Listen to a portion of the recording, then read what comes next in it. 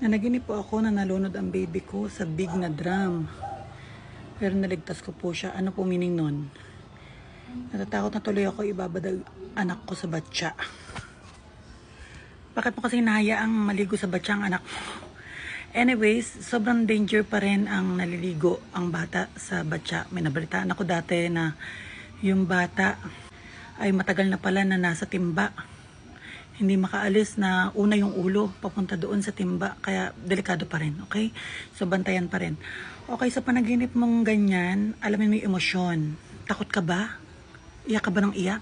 Ramdam mo ba na anak mo yung muntik ng malunod doon sa mismong drum?